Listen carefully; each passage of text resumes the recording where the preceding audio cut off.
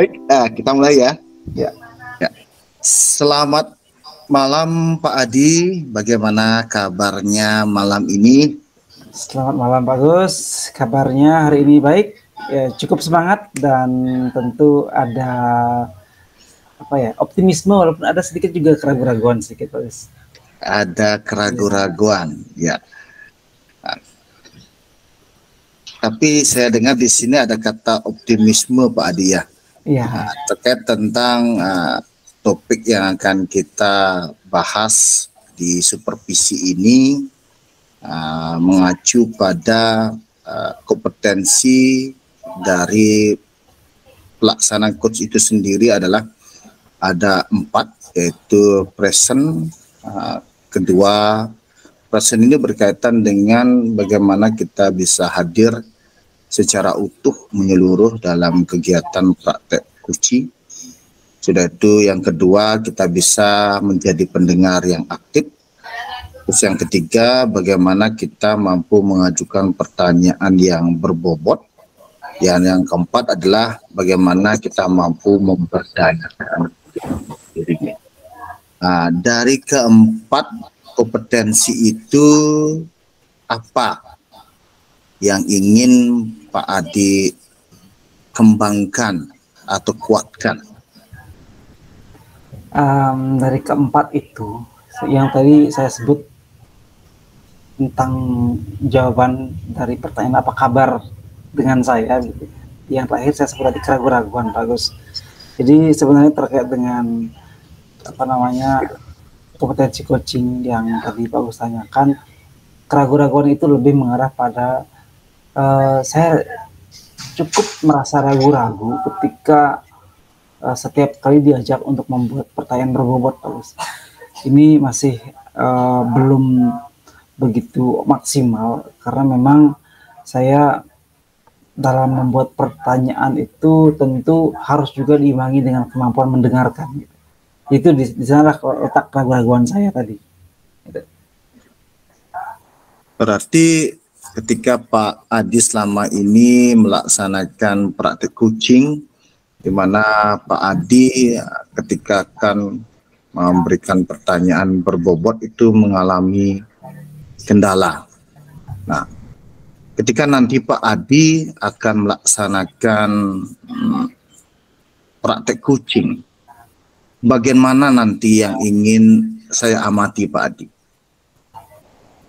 Ya, tentu pengamatan terhadap praktek coaching berkaitan dengan bagaimana nanti saya mengajukan pertanyaan-pertanyaan yang berbobot itu saya ingin Pak Agus bisa mengamati dari dan memang bagaimana kualitas pertanyaan itu bisa betul-betul berkaitan dengan apakah bisa menggali permasalahan maupun solusi atau barangkali opsi-opsi yang disampaikan oleh coach. Kemudian barangkali juga bisa didengarkan dan diamati bagaimana keterbukaan serta barangkali juga termasuk apakah bisa pertanyaan saya itu memperdayakan potensi-potensi yang dimiliki oleh coach dalam mencari solusi terhadap dirinya sendiri. Di sini barangkali juga betul-betul saya merasakan kelemahan saya di sini gitu. Sehingga mungkin di sini perlu saya belajar banyak, selalu melatih diri, meningkatkan diri dalam konteks pelaksanaan coaching. Baik Pak Adi, berarti nanti fokus yang saya amati ketika Pak Adi akan melaksanakan praktek coaching adalah ketika bagaimana Pak Adi memberikan pertanyaan yang berbobot, dan utamanya di sini ketika percakapan coaching terjadi bisa mengalir sesuai dengan alur tirta. Sudah itu Pak Adi bisa mengembangkan si coach itu, mengidentifikasi, menggali sedetail mungkin permasalahan-permasalahan yang memang dihadapi oleh si coach itu sendiri. Menurut Pak Adi, bagaimana penilaian Pak Adi sendiri terhadap apa yang akan kita kembangkan ini? Ya, jadi penilaian saya pribadi barangkali ini akan cukup membantu saya secara pribadi dulu, termasuk juga membantu saya dalam menggali potensi yang akan menggali potensi si coach dalam praktek coaching nanti. Karena memang yang menjadi salah satu faktor utama bagi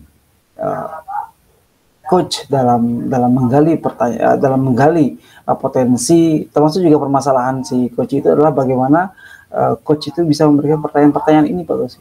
Jadi ini cukup relevan dengan apa yang sedang menjadi permasalahan saya, sehingga kehadiran Pak Agus nanti bisa saya harapkan bisa menjadi solusi terhadap apa yang saya alami terkait dengan keraguan-keraguan saya dalam hal membuat pertanyaan-pertanyaan berbobot tadi. Gitu.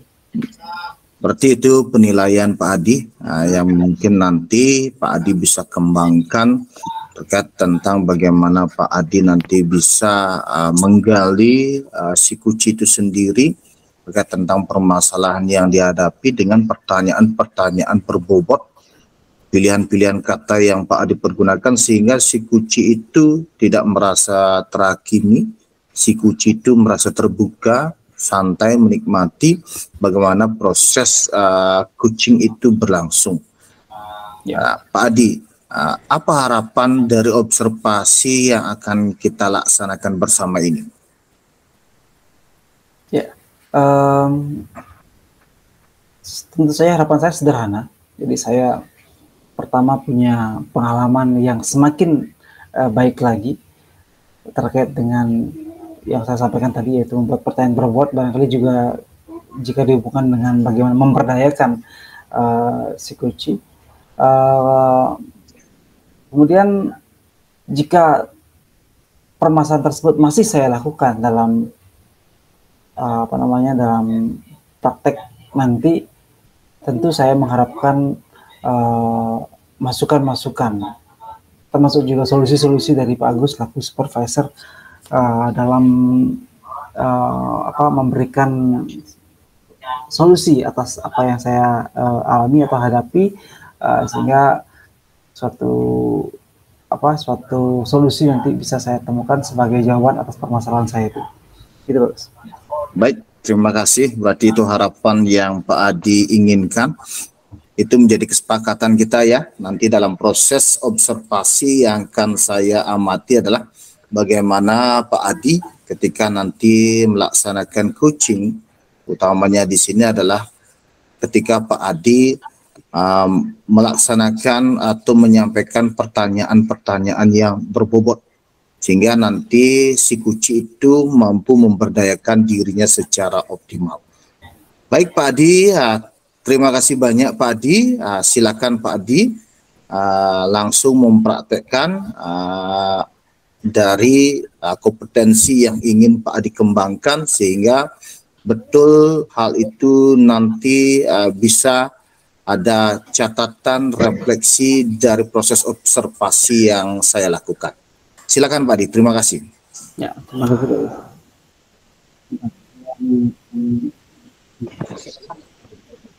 Ya, baik. Jadi saya Pak Eko. Selamat malam Pak Eko. Selamat malam Pak Adi. Ya, jadi saya barusan ada acara sebenarnya Pak Eko. Ya. Ke luar kota, kemudian saya berupaya untuk sampai di rumah tepat waktu dan berupaya untuk hadir sesuai dengan janji saya kemarin dengan Pak Eko, bahwa Pak Eko katanya ada sebuah sesuatu yang ingin didiskusikan terkait dengan apa yang Pak Eko hadapi. Kira-kira permasalahannya apa nih Pak Eko? Oke, terima kasih Pak Adi atas waktu yang diberikan.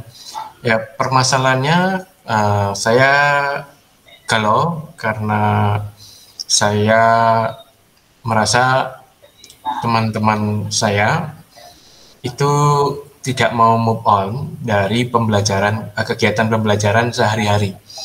Jadi saya ingin teman-teman itu move on dalam kegiatan pembelajaran itu Jangan hanya melakukan kegiatan pembelajaran yang hanya membahas pembelajaran yang tidak memberikan atau tidak mengarahkan ke manfaat sosial begitu. Jadi tujuan pembelajarannya tidak diarahkan yang mempunyai manfaat sosial. Jadi sebetulnya kemarin pada saat saya diminta oleh kepala sekolah untuk jadi narasumber pada saat saya di sekolah saya ada review kurikulum itu, jadi saya menyampaikan bahwa dalam pembelajaran berdiferensiasi itu di tujuan pembelajarannya atau di produknya itu kalau bisa ada manfaat sosialnya. Nah, kemudian sekarang baru kegalauan saya itu meningkat karena ketika guru-guru itu menganggap itu bukan hal yang serius begitu, dan ternyata di dalam hal ANBK yang akan kita laksanakan pada soal yang muncul di Gladi atau soal di AKM itu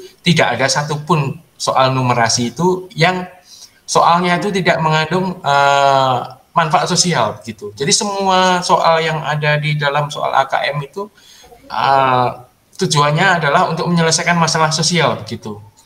Jadi dan memang saya sebetulnya itu sangat-sangat setuju dan sangat senang dengan adanya kementerian di dalam membuat soal AKM ini ya, karena soal yang dibuat itu adalah ada manfaat sosialnya gitu. Jadi ketika anak-anak pelajar itu nanti dia diajarin untuk dibiasakan menyelesaikan masalahnya dia dalam kehidupan sehari-hari yang berkaitan dengan numerasi begitu.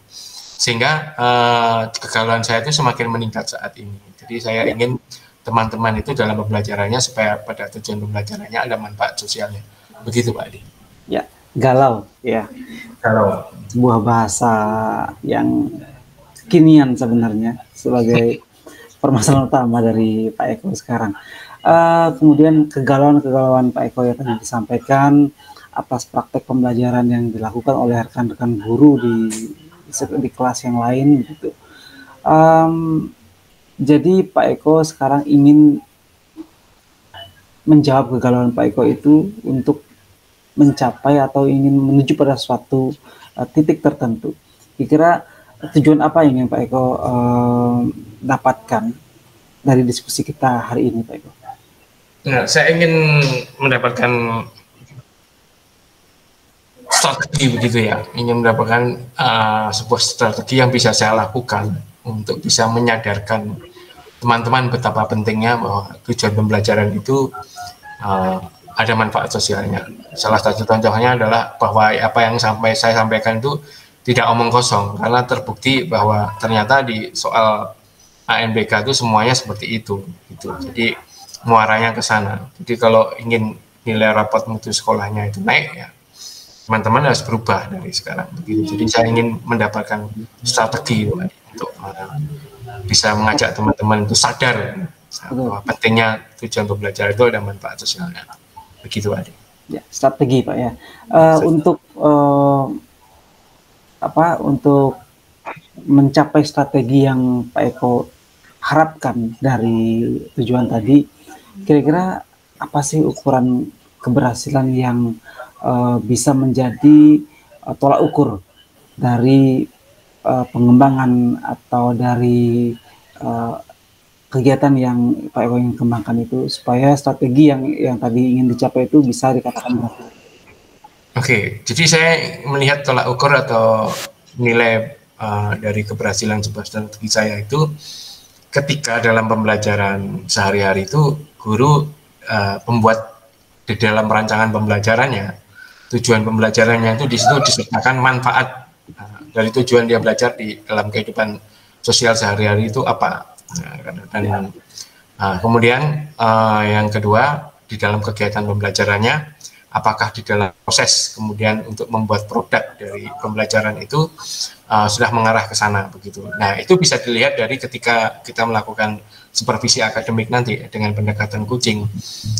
Dari situ kita bisa lihat keberhasilannya dari sana. Dan kebetulan karena tahun ini nanti strategi supervisinya sudah akan kita ubah dari supervisi yang sebelumnya bertujuan untuk memberikan nilai, tetapi tahun ini kita sudah ubah untuk meningkatkan kompetensi guru. Nah, ini akan kita khususkan untuk bagaimana kompetensi guru dalam hal membuat tujuan pembelajaran dan melaksanakan tujuan pembelajaran itu yang ada manfaat sosialnya. Jadi nanti nilai itu akan muncul ketika kita melakukan coaching supervisi akademik gitu Pak Ade. Ya, ya. Jadi bagaimana guru bisa membuat tujuan yang bisa memperlihatkan manfaat sosial di dalam proses pembelajaran itu barangkali menjadi salah satu tolak ukur yang tadi Pak Eko sampaikan. Kemudian untuk mencapai hal itu, kira-kira hal-hal apa yang bisa Pak Eko siapkan atau mungkin guru-guru yang lain siapkan untuk dikembangkan dan dilakukan dalam proses pembelajaran sehingga paling tidak proses yang rekan-rekan guru lakukan bisa menuju pada tujuan yang Pak Eko inginkan itu Pak Eko. Oke, jadi kalau untuk strategi atau cara pertama itu sudah dilakukan yaitu dengan review kurikulum itu ya, dengan apa itu namanya, menyampaikan kepada rekan guru dan bahkan sudah disampaikan contohnya. Tapi ternyata yang cara pertama ini kurang maksimal begitu, sehingga rencana berikutnya saya akan merencanakan soal yang saya dapatkan dari web itu ya, yang contoh-contoh soal AKM ini akan saya tunjukkan. Ini loh bukti nyatanya bahwa kita di dalam tujuan pembelajaran itu perlu ada manfaat sosialnya. Itu saya tunjukkan dulu ke teman-teman supaya mereka sadar bahwa kalau mereka tidak melakukan perubahan seperti itu, maka pembelajaran yang diberikan itu akan sia-sia. Dengan pembelajaran murid itu akan jadi karena belajarnya itu karena dipaksa. Kenapa dipaksa? Karena nggak tahu manfaat untuk dirinya apa gitu. Orang kalau nggak tahu belajar manfaat dirinya itu untuk apa ya dia ogah-ogahan aja. Tapi kalau dia tahu bahwa itu ada manfaatnya untuk kehidupan dia sehari-hari, maka pasti murid itu motivasi belajarnya akan meningkat. Nah itu. Jadi cara kedua saya ingin menunjukkan bukti bahwa di ANBK pun ternyata tidak ada satu soal yang di dalam soalnya itu yang memerlukan pemecahan untuk menyelesaikan masalah sosial gitu. Nah, kemudian itu untuk cara yang kedua itu Pak Adi. Ya. Ya. Kemudian dari beberapa hal yang sudah atau mungkin sudah dan akan dilakukan oleh Pak Eko atau oleh sekolah juga, sejauh ini apa saja sih yang sudah ada di sekolah itu yang barangkali sudah bisa membantu membantu Pak Eko dan sekolah untuk mencapai pada tujuan itu, pada keberhasilan tujuan yang Pak Eko sampaikan tadi. Hal-hal apa yang sudah ada Pak Eko? Baik, terima kasih Pak Adi. Yang ada di sekolah saya merasa terbantu karena kesadaran dari pihak manajemen sekolah bahwa apa yang saya sampaikan itu sebetulnya penting untuk guru-guru. Tinggal bagaimana sekarang meningkatkan kemampuan guru-gurunya itu supaya ketika dia mendapatkan hal yang positif ketika dia mengikuti review kurikulum itu tidak terpengaruh oleh orang yang tidak mengikuti review kurikulum itu. Justru harusnya sebaliknya, orang yang mengikuti review kurikulum harusnya mempengaruhi orang yang tidak ikut review kurikulum. Tapi sementara ini yang terjadi terbalik begitu. Karena guru-guru tidak mau keluar dari zona nyaman dan begitu ya. Karena hampir 90% saya melihat Bapak dan Ibu guru itu sulit untuk berubah. Jadi yang perlu saya saat ini konsentrasi itu fokus bagaimana menyadarkan mereka bahwa tujuan pembelajaran itu harus ada manfaat sosialnya. Itu yang langkah pertama, menyadarkan. Sehingga itu tadi saya ingin memberikan bukti dengan ternyata yang diminta pemerintah pun sesuai gitu loh dengan apa yang selama ini saya sampaikan di dalam review kurikulum itu Pak Adi. Ya. Jadi saya bersyukur yang sudah positif sekolah itu manajemen mendukung untuk itu gitu Pak Adi. Terima kasih. Tadi saya dengar ada 90% malah ya. Jadi kalau memang itu plus minusnya 90% itu adalah angka yang juga cukup tinggi untuk yang belum mau berubah gitu kan Pak Eko ya. Nah jadi dari 90% itu kemudian ingin diubah, ingin digerakkan sehingga mau berinovasi, mau mengubah mindset sehingga proses pembelajaran mereka menuju pada suatu kebermanfaatan sosial terhadap siswa. Kira-kira dukungan apa yang Pak Eko dan teman-teman lain yang bergerak itu perlukan, baik dari sekolah, barangkali baik dari siswa, atau barangkali dari luar sekolah juga. Kira-kira apa yang diperlukan Pak Eko? Kalau dukungan dari sekolah, untuk kepala sekolah dan wakakurikulum sudah mendukung.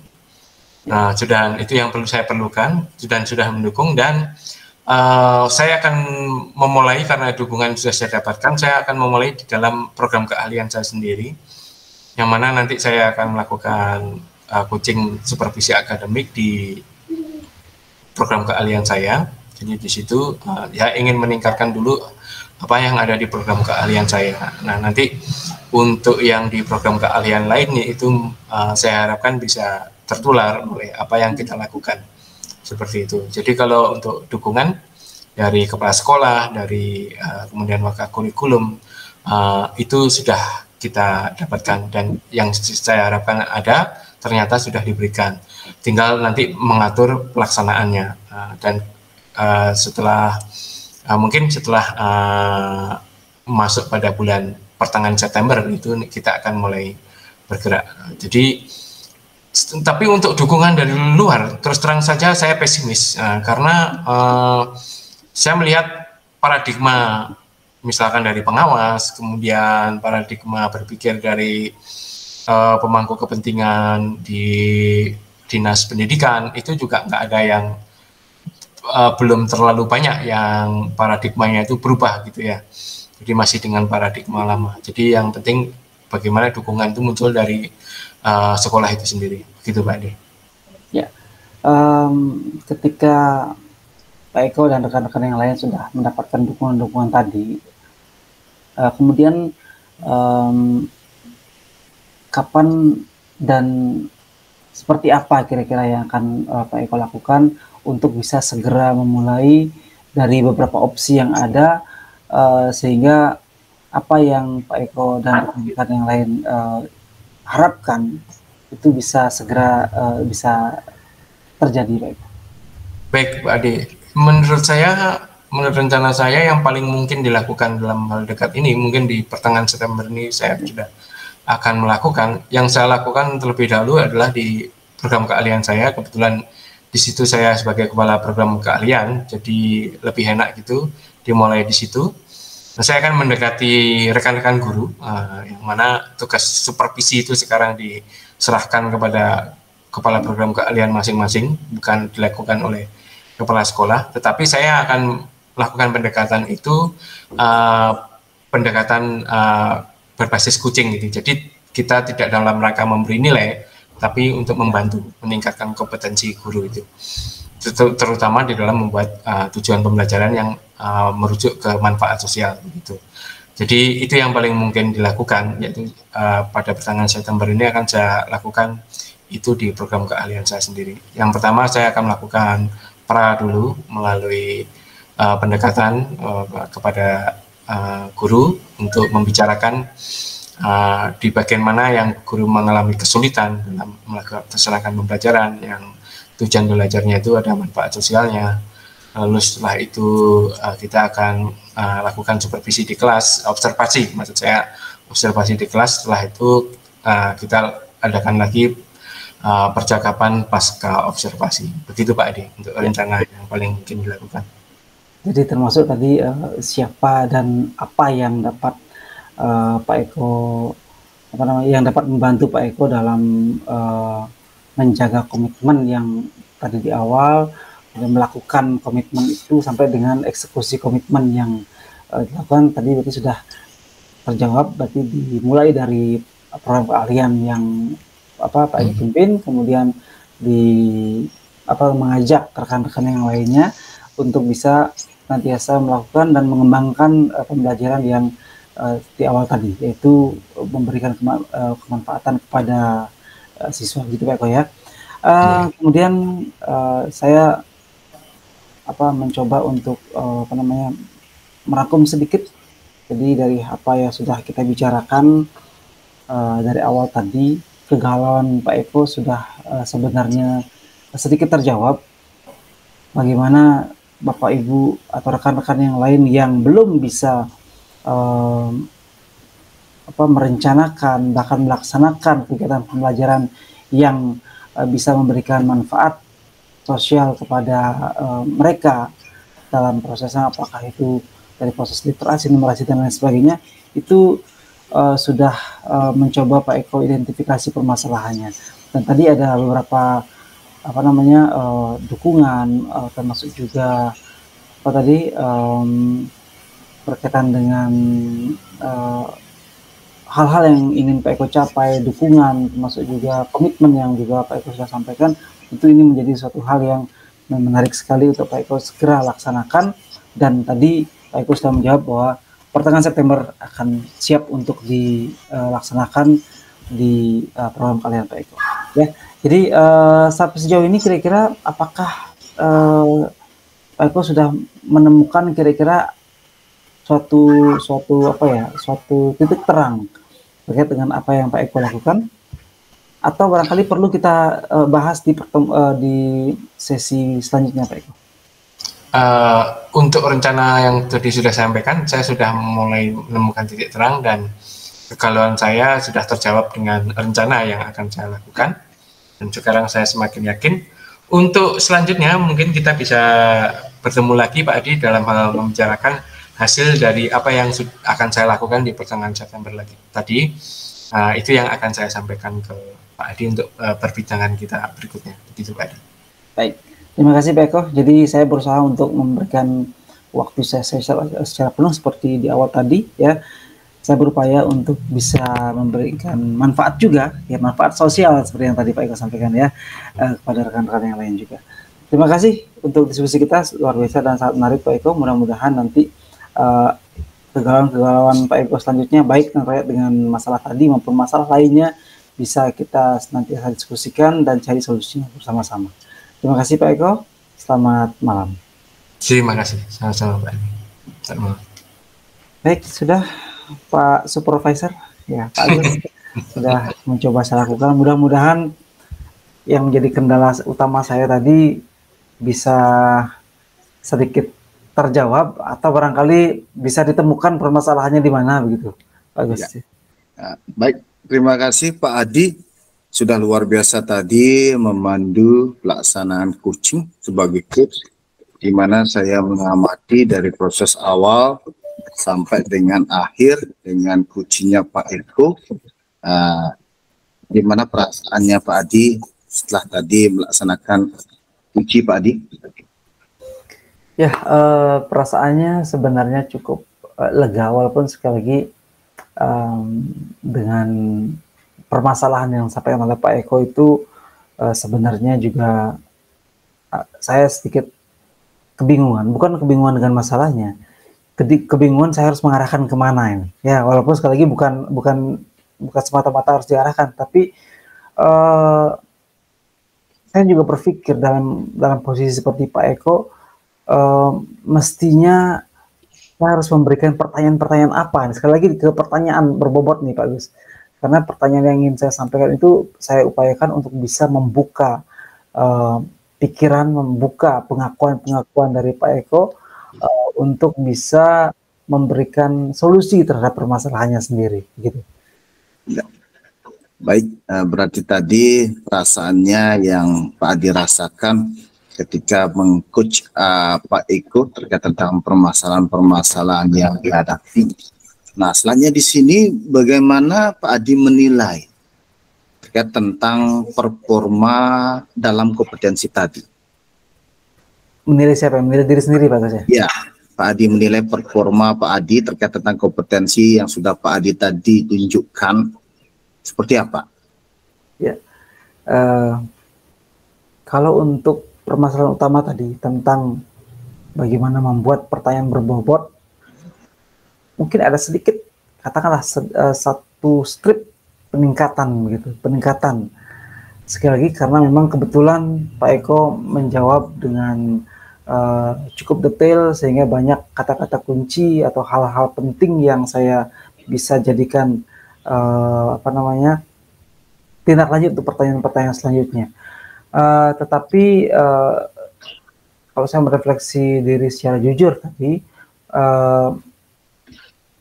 proses atau sikap saya ketika mendengarkan jawaban Pak Eko itu barangkali belum cukup maksimal untuk konsentrasinya, sehingga merasa cukup saya kehilangan beberapa momen-momen yang semestinya saya bisa manfaatkan dan kembangkan lagi dalam memberikan pertanyaan-pertanyaan selanjutnya begitu. Itu untuk saya pribadi. Baik, Pak Gus. Ya. Itu artinya penilaian Pak Adi sendiri terkait tentang performa kompetensi Pak Adi tadi ketika memandu pelaksanaan coaching. Ya. Nah, apa yang membuat Pak Adi menilai demikian? Ya, karena memang kebetulan saat proses coaching berjalan,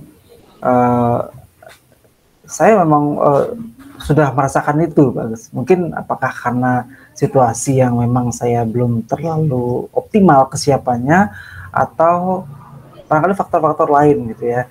Karena situasi kebetulan Pak Eko janjinya malam karena kemarin habis pulang dari kerja gitu. Mungkin juga konsentrasi yang sudah mulai menurun, atau mungkin saya juga kebetulan baru dari luar kota, jadi kelelahan itu barangkali beberapa faktor yang menyebabkan. Yang mudah-mudahan dalam kesempatan yang lain saya ataupun Koci atau Pak Eko bisa memilih waktu yang lebih tepat, ya, yang lebih terencana, sehingga tidak terpengaruh oleh hal-hal atau faktor X lainnya yang mempengaruhi performa yang bisa saya tampilkan, gitu Pak. Ya, bagus sekali Pak Adi. Berarti Pak Adi merasakan bahwa performa, fokus, konsentrasi ketika Pak Adi mendengarkan apa yang disampaikan oleh Koci itu sendiri. Nah, itu menurut Pak Adi menilai masih kurang maksimal. Ya, artinya present di sini hadir secara utuh, itu menurut Pak Adi kurang maksimal. Nah, Pak Adi, boleh saya minta izin ya, saya menyampaikan hasil pengamatan saya.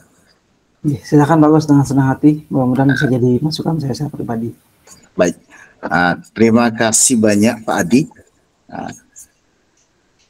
Yang saya amati tadi dari awal Pak Adi melaksanakan praktik coaching, saya di sini mengamati berpedoman pada alur tirta Pak Adi.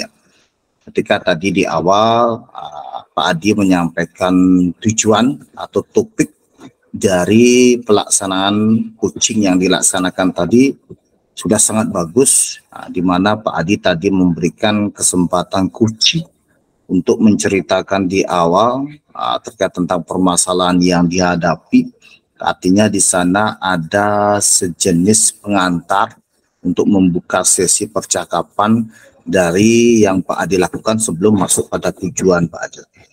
Sudah itu ketika masuk pada identifikasi Pak Adi bagus sekali di sana banyak menanyakan beberapa hal yang mampu menggali terkait tentang permasalahan-permasalahan yang dihadapi oleh si Koci itu sendiri. Misalnya Pak Adi menanyakan tentang tolak ukur dari tujuan yang ingin dicapai seperti apa, strategi yang dilakukan, apa saja yang membantu, itu ternyata bagus sekali Pak Adi. Nah, di sana juga pertanyaan-pertanyaan berbobot yang Pak Adi pilih itu bagus sekali, mampu menggali. Sehingga si Koci itu menceritakan dengan lancar, dengan baik, permasalahan-permasalahan yang dihadapi, bahkan si Koci sendiri mampu menyampaikan dengan data, hampir 90% begitu. Sehingga proses yang terjadi itu mengalir sedemikian rupa. Bahkan ketika masuk pada alur rencana, secara tidak langsung itu Pak Adi sudah menggali rencana-rencana apa yang sudah dilakukan oleh si Koci itu sendiri. Bahkan si Koci kalau dilihat di sana bahkan sudah membuat rencana di pertengahan September, dan juga di akhir terkait tentang tanggung jawab Pak Adi sendiri sudah mampu, artinya membuat komitmen. Artinya di sini komitmen dari Koci itu sendiri terkait tentang jadwal atau sesi selanjutnya yang akan dilaksanakan. Sudah bagus sekali dan luar biasa. Artinya di sini kalau kita lihat Pak Adi sudah melaksanakan di sini atau melakukannya itu sudah sesuai, bahkan lebih dari standar yang kita harapkan, karena Pak Adi kan kendalanya di sini terkait tentang kompetensi kucing kan di pertanyaan berbobot. Tapi ternyata Pak Adi tadi sudah bagus sekali, sudah mampu menunjukkan beberapa pertanyaan-pertanyaan berbobot yang artinya mampu menggali banyak informasi yang ingin disampaikan oleh kucing itu sendiri, Pak Adi. Nah, menurut Pak Adi, bagaimana Pak Adi mendengar apa yang saya sampaikan, itu pendapat Pak Adi dari apa yang saya sampaikan tadi? Ya, jadi penilaian Pak Agus itu sih yang secara kualitatif gitu Pak Agus ya, itu barangkali menjadi sebuah katakanlah apresiasi juga secara pribadi untuk saya, tetapi saya tidak serta-merta kemudian merasa begitu sangat-sangat bangga dengan apa yang Pak Gus sampaikan tadi. Dalam artian begini Pak Gus, bukan tidak merespon dengan baik, tetapi saya merasa tetap perlu untuk meningkatkan diri dalam membuat pertanyaan berbobot tadi, sehingga apa yang menjadi standar atau bahkan kalau bisa melebihi standar itu bisa tercapai untuk diri saya sendiri. Dan kembali saya sampaikan barangkali bahwa dalam proses coaching tadi ada banyak hal yang bisa mempengaruhi, faktor-faktor X yang bisa mempengaruhi, baik yang mempengaruhi optimalisasi maupun pada suatu katakanlah lawannya, yaitu bagaimana tujuan dari atau proses atau performa yang saya lakukan tidak tercapai ternyata.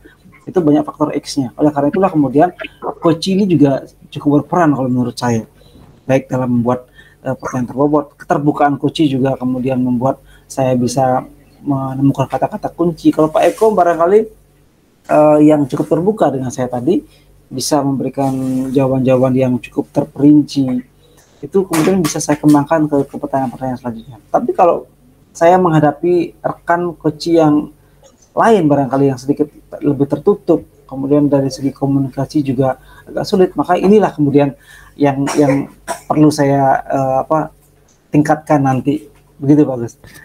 Baik.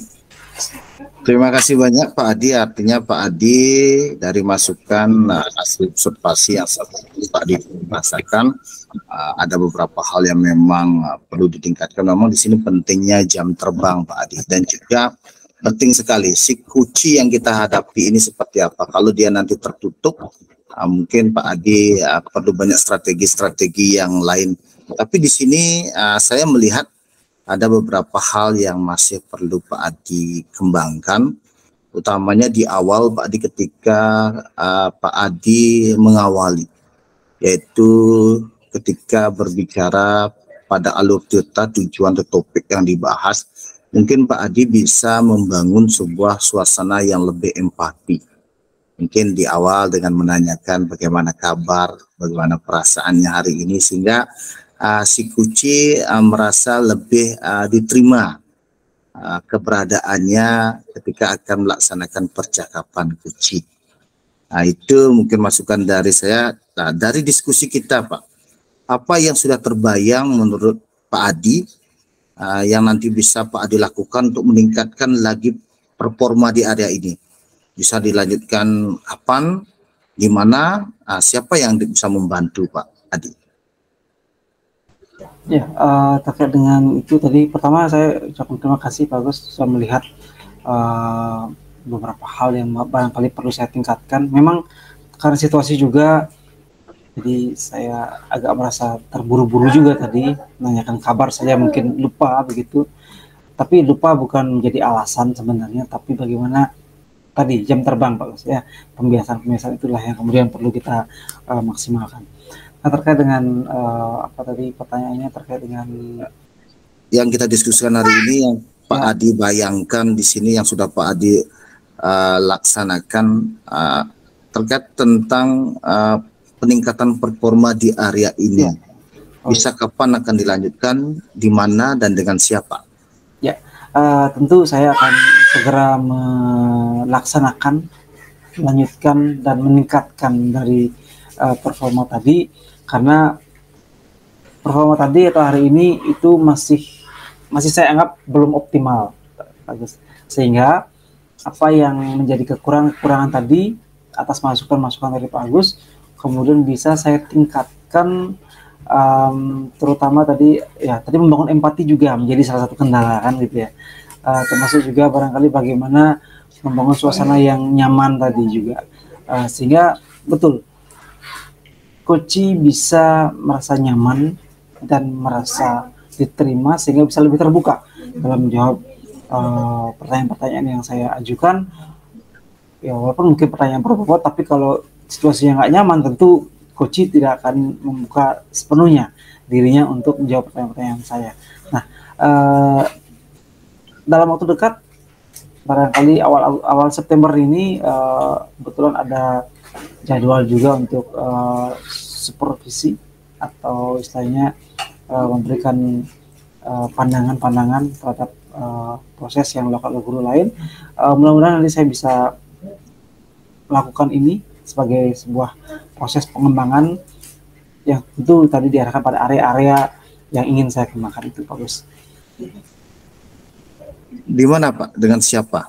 Siapa mungkin yang bisa membantu? Oh ya, tentu ini juga atas masukan dari pimpinan ya. Saya akan berkolaborasi dengan rekan-rekan yang kebetulan ada rekan-rekan senior di sekolah ya. Kemudian ada juga rekan-rekan di guru penggerak juga. Tentu juga mungkin saya mencoba berdiskusi dengan pengawas sekolah yang nanti bisa memberikan masukan-masukan terhadap apa yang kira-kira bisa saya lakukan, apa yang bisa saya kembangkan, dan apa yang bisa saya tingkatkan lagi terkait dengan area pengembangan tadi, Pak Gus. Baik, luar biasa Pak Adi, terus semangat untuk mengembangkan kompetensi atau performa di area ini sehingga ke depan Pak Adi ketika melaksanakan praktek coaching bisa semakin optimal, semakin lebih bagus lagi, jam terbangnya semakin ditingkatkan, dan juga Pak Adi bisa melaksanakan praktek coaching ini membangun sebuah empati sehingga ada keterbukaan, artinya antara coach dan coach itu terbangun relasi yang hangat, Pak. Nah, selanjutnya Pak, apa yang sudah didapat dari proses ini Pak Adi? Ya, tentu yang saya dapatkan adalah masukan-masukan yang sangat-sangat berharga, masukan-masukan yang sangat konstruktif dari Pak Agus, aku supervisor, di mana area-area tertentu yang saya anggap masih perlu saya tingkatkan itu bisa diberikan masukan-masukan, bisa diberikan pandangan-pandangan, sehingga paling tidak selevel 2 level bisa ditingkatkan. Tetapi kemudian di luar itu ternyata Pak Agus juga tadi menemukan ada permasalahan lain yang sudah Pak Agus sampaikan, yaitu seperti bagaimana membangun keterbukaan, termasuk empati juga di awal, itu juga penting menurut saya. Sehingga terima kasih Pak Agus sudah memberikan itu sebagai suatu pandangan yang sangat-sangat, saya anggap bukan pertanyaan yang destruktif tapi malah konstruktif untuk pengembangan proses coaching selanjutnya, Pak Agus. Itu. Silakan. Baik, terima kasih banyak Pak Adi, sukses dan semangat ke depannya untuk terus bisa Pak Adi mengembangkan kompetensi inti dalam percakapan coaching sehingga ke depan Pak Adi bisa menjadi seorang coach yang profesional. Semakin hari praktik-praktik jam terbang yang dilakukan semakin meningkat sehingga level dan juga kemampuan Pak Adi utamanya di bagaimana mampu membuat pertanyaan yang berbobot sehingga bisa mengembangkan potensi coaching secara menyeluruh bisa terwujud Pak Adi. Sukses selalu Pak Adi, sampai ketemu di waktu selanjutnya. Terima kasih. Terima kasih, Pak Gus.